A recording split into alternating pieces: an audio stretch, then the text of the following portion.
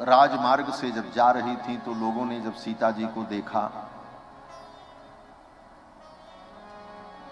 अयोध्यावासी आपस में चर्चा करते हैं कि या न शक्या पुरा द्रष्टुम भूतैराकाशगैरपि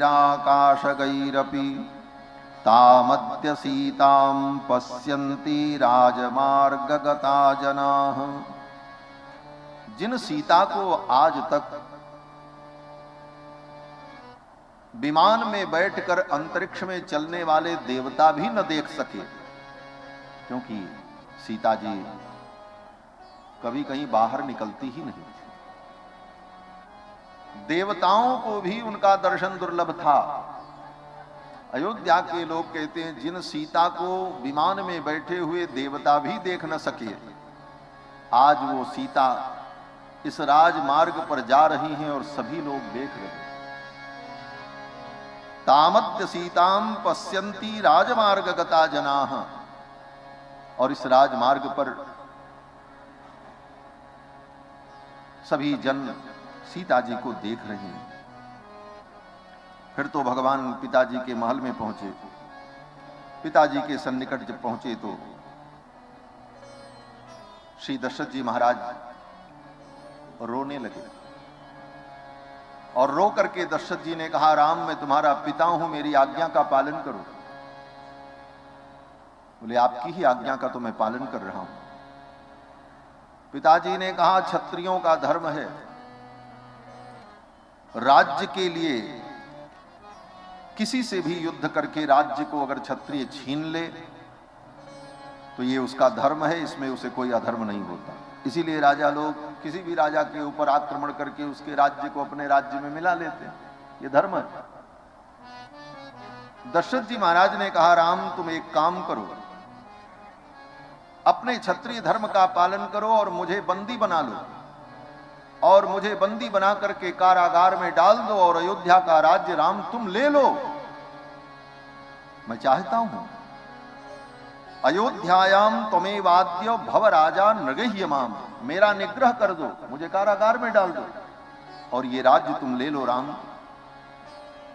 राम जी ने कहा, पिताजी राज्य के लिए मैं ऐसा नहीं करूंगा, ये संपूर्ण राष्ट्र मैं अपने भरत के लिए छोड़ रहा हूं।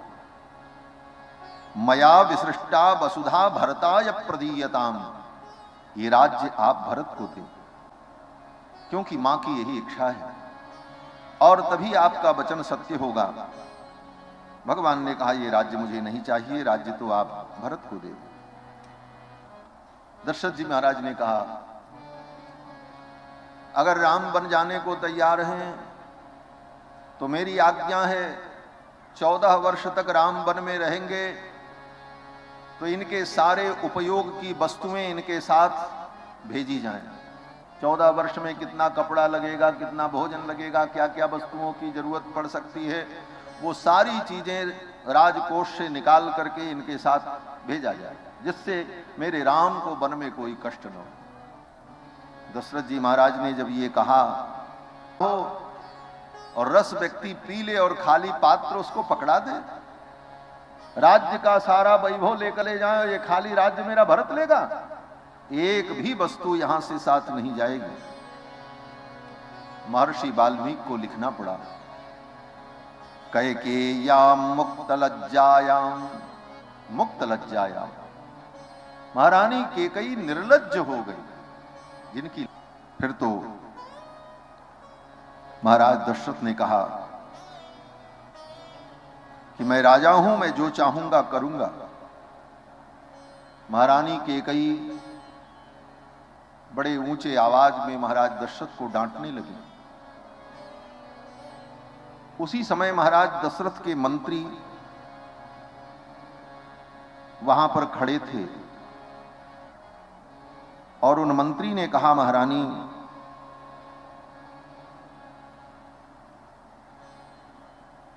राम के साथ कोई वस्तु नहीं जाएगी। क्यों नहीं जाएगी? उन मंत्री का नाम था सिद्धार्थ।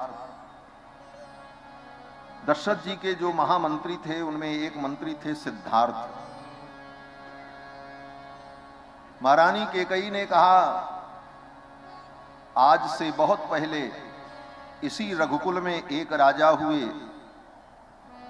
महाराज असमंजस। उनको उनके पिता ने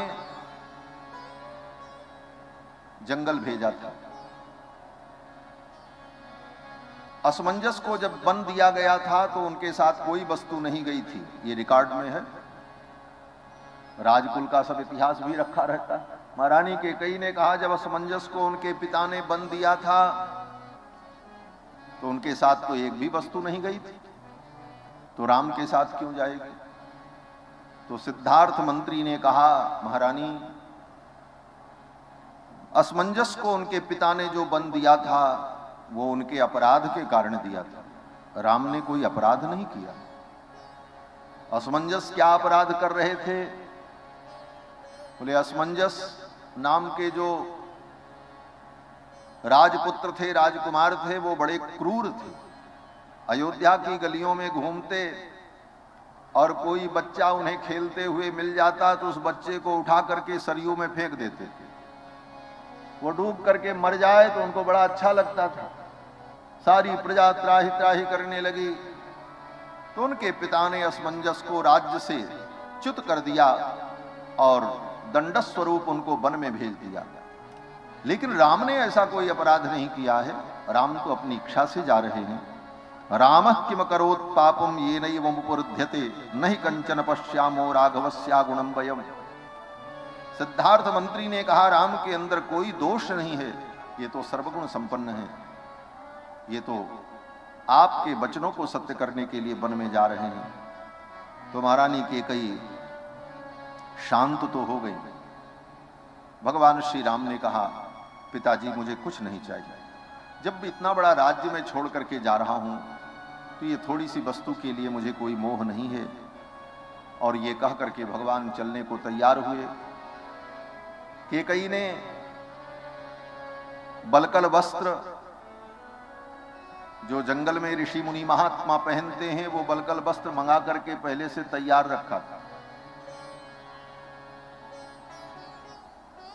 और महारानी कैकेयी ने कहा कि इन राजसी वस्त्रों को उतार दो और ये बलकल वस्त्र पहन करके जाओ, कपड़े तक उतरवा लिए। सीता जी को जब बलकल वस्त्र दिया तो सीता जी बलकल वस्त्र को लेकर हाथ में देख रही थी।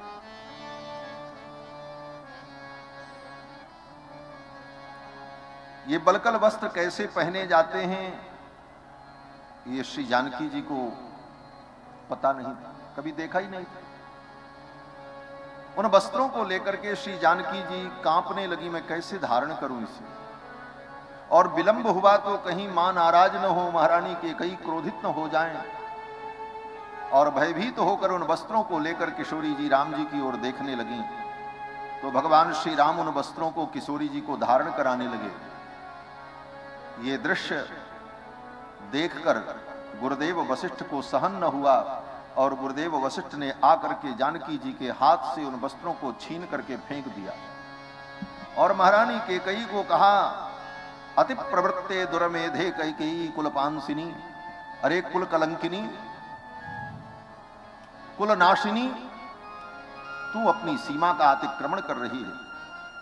वंचयित्वा तु राजानम प्रमाणे नावतिष्ठ, तूने महाराज को ठग लिया और इसके बाद भी तू अपनी सीमा का अतिक्रमण कर रही है। सीता के लिए वनवास नहीं हुआ है, सीता तो अपनी स्वेच्छा से जा रही है, इसलिए वनवास के कोई नियम सीता के ऊपर लागू नहीं होते। सीता इन्हीं वस्त्रों में और इसी रूप में इसी प्रकार से जाएंगे। गुरुदेव वशिष्ठ ने जब डांटा तो महारानी कैकेयी शांत हो गई। वशिष्ठ जी ने कहा, कैकेयी, बाद में तुझे पश्चाताप होगा। तू क्या समझती है, राम जी के चले जाने के बाद ये अयोध्या अयोध्या रहेगी? तू समझ ले, नहीं तद भविता राष्ट्रम यत्र रामो न भूपति।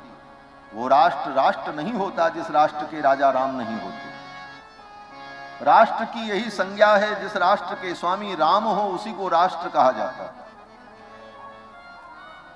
आज बड़े बड़े राष्ट्रवाद की चर्चा होती है देश में, सब राष्ट्रभक्त और राष्ट्रवादी बनने के लिए ढोंग रचते रहते हैं। लेकिन राष्ट्रवाद क्या है वास्तविक, ये रामायण पढ़ो तब पता चलेगा। महर्षि वाल्मीकि राष्ट्र की परिभाषा बता रहे हैं, कहते हैं नहीं तद्भविता राष्ट्रम यत्र रामो न भूपति। जिस राष्ट्र के राजा राम नहीं होते वो राष्ट्र राष्ट्र नहीं होता, उसकी राष्ट्र संज्ञा ही नहीं होती। और हे के कई तद वनम भविता राष्ट्रम यत्र रामो निवत्स्यति।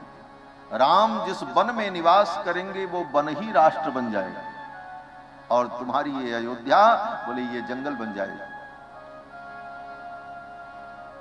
राम का आदर्श, राम का सिद्धांत, राम का चरित्र राजा में प्रतिष्ठित हो और राम राष्ट्र के आदर्श हो, उसी का नाम राष्ट्र होता है। यही राष्ट्रीयता है, यही राष्ट्र भक्ति है। राम की भक्ति ही राष्ट्र भक्ति है, राम की भक्ति ही वास्तविक राष्ट्र भक्ति है। भगवान श्री राम चलने को तैयार हुए, संपूर्ण अयोध्या उनके पीछे पीछे चल पड़ी, और संपूर्ण अयोध्या जब चल पड़ी तो भगवान श्री राम ने सबको समझाने का प्रयास किया, लेकिन सब ने कहा नहीं, हम तो आपके साथ चलेंगे, हम अयोध्या में रह करके क्या करेंगे।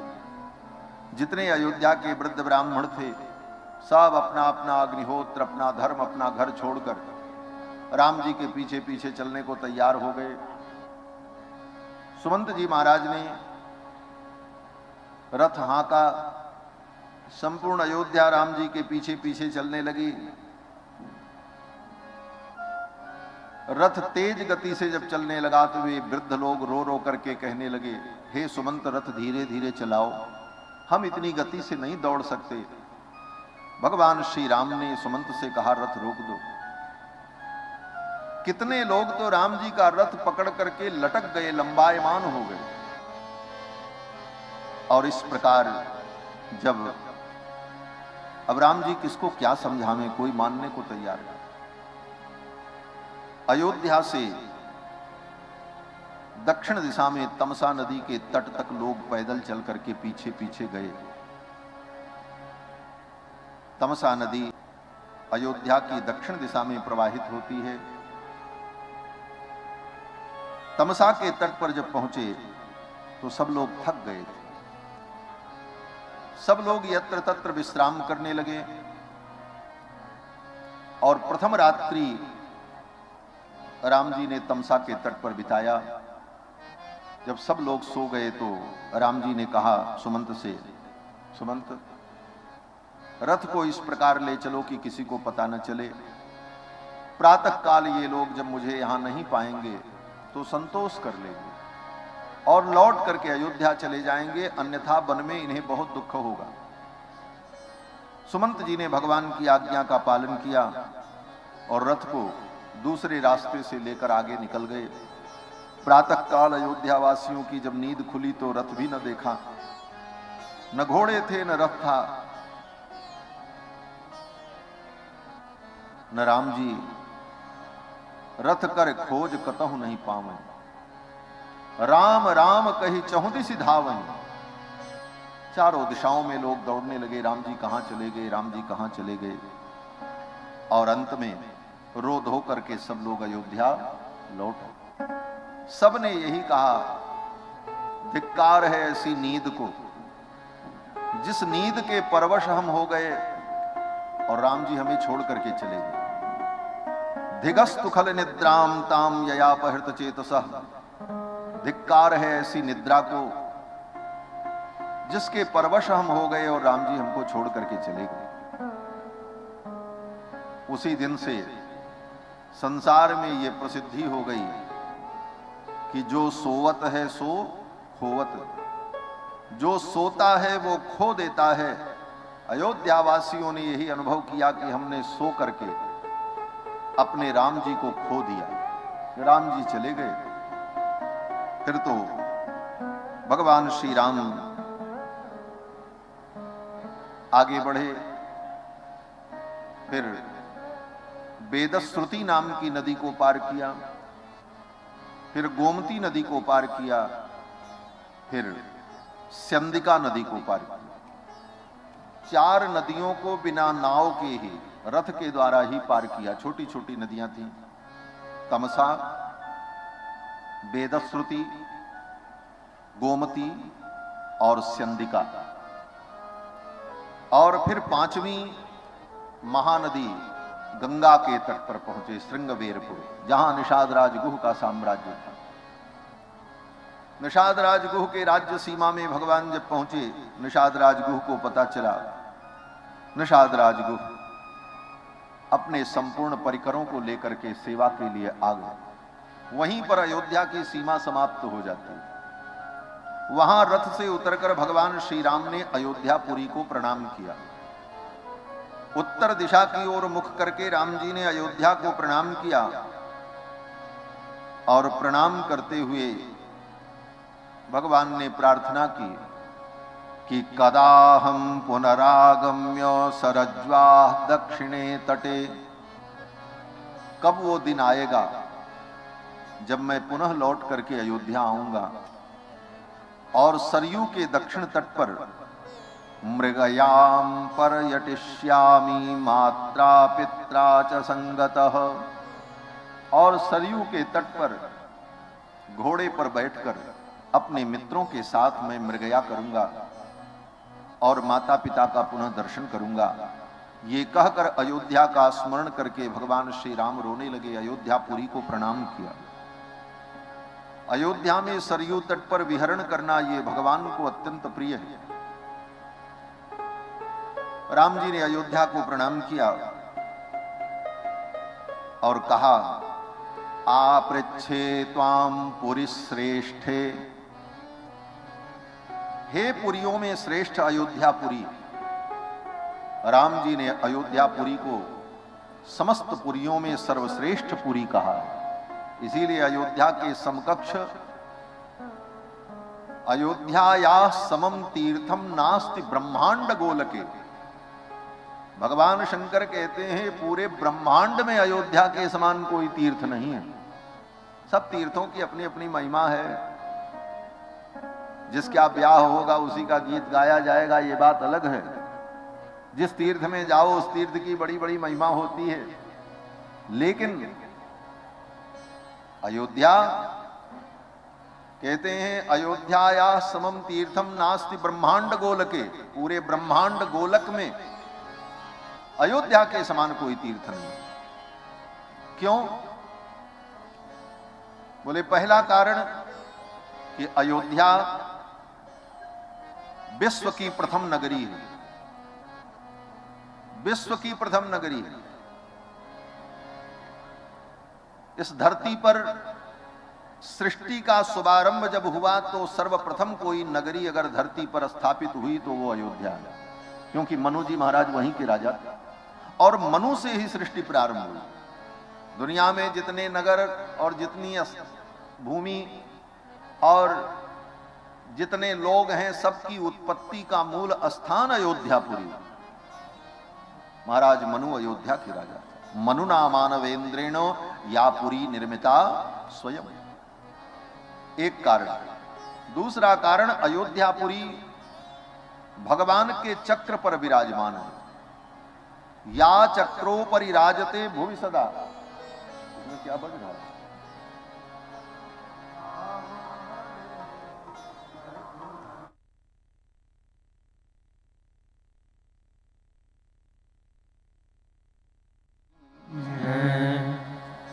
अयोध्यापुरी भगवान के चक्र पर विराजमान। या चक्रोपरि राजते भुवि सदा। भगवान ने अपने सुदर्शन चक्र को भेजा और वह चक्र जब धरती पर आकर के विराजित हुआ तो उस चक्र के ऊपर अयोध्यापुरी विराजमान। अष्ट चक्रा नवद्वारा देवानाम पूह अयोध्या। इसीलिए अयोध्यापुरी संसार चक्र से मुक्ति देने वाली है। बिना चक्र के संबंध के संसार चक्र से मुक्ति नहीं मिल सकती। चक्रपाणी की शरण में जाने पर ही चक्र से व्यक्ति छूटेगा। ये संसार चक्र किसका है? बोले ये संसार चक्र भगवान का बनाया हुआ है। बोले इस चक्र से छूटने का उपाय क्या है? बोले भगवान की उंगलियों में जो चक्र है उस चक्र का आश्रय लेना पड़ेगा। एक चक्र से छूटने के लिए दूसरे चक्र में जाना पड़ेगा। तो भगवान के चक्र संबंध से ही जीव को मुक्ति की प्राप्ति होती। इसीलिए जब आज भी वैष्णव दीक्षा होती है तो वैष्णव दीक्षा में तप्त चक्रम, तप्त चक्र की छाप दी जाती है। क्यों? बोले चक्र के संबंध से ही जीव का परम कल्याण होगा। और अयोध्यापुरी तो भगवान के चक्र पर ही विराजमान है। इसीलिए अयोध्या में रहने वाले कोई प्राणी वहां पर अपने प्राण का त्याग कर दें तो चक्र संबंध से उनको संसार चक्र से मुक्ति की प्राप्ति हो जाती है। अयोध्या मोक्षदायिनी, मोक्ष को देने वाली को। अवध तजे तनु नहीं संसार। चारि खाने जग जीव अपारा, चारि खाने जग जीव अपारा, अवध तजे तनु नहीं संसारा, अवध तजे तनु नहीं संसारा। अयोध्या में चक्र के संबंध से जीव को मुक्ति की प्राप्ति होती है।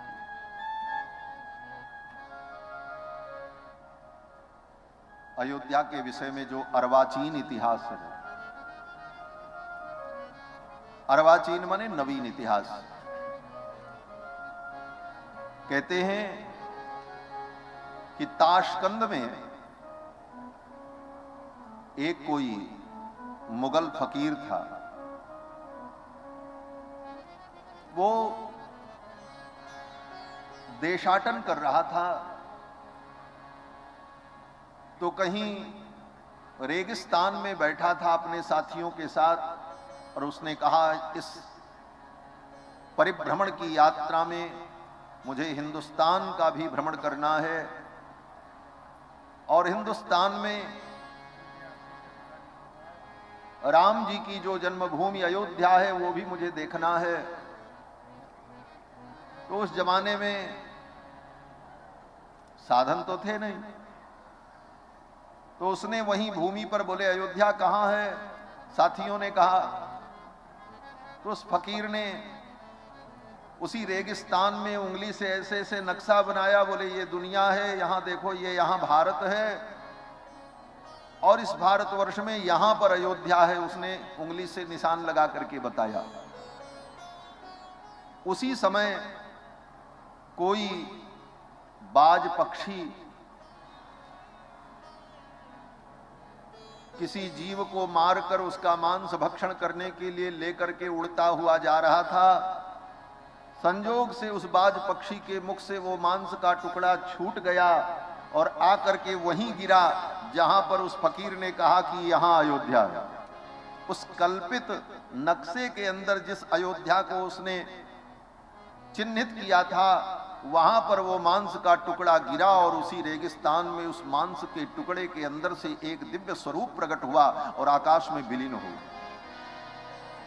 कल्पित अयोध्या के स्मरण से उस जीव को परम मुक्ति की प्राप्ति हो गई। फिर वो फकीर पैदल चल करके अयोध्या आया और फिर अयोध्या में ही रह गए। आज भी उस फकीर की अयोध्या में समाधि बनी हुई और कहां बनी है? बोले वहां पर सरजू जी के तट पर एक अमरूद की बहुत बड़ी बाग है। उस बाग में शाह कलंदर की गुफा उसको कहते हैं। उसका नाम शाह कलंदर था। आज भी उसकी गुफा बनी हुई है। वहीं पर आकर के उसने खूब राम जी का भजन किया और परम कल्याण को प्राप्त किया। आज भी भादों के महीने में जब श्रावण समाप्त हो जाता है तो भादों के कृष्ण पंचमी को शाह कलंदर की गुफा पर झूला का महोत्सव होता है और हमारे अयोध्या के गोला घाट के ठाकुर जी वहां पधारते हैं और बड़ा दिव्य झूला उत्सव होता है। तो कल्पित अयोध्या का स्मरण करने मात्र से उस जीव को मुक्ति की प्राप्ति हो गई।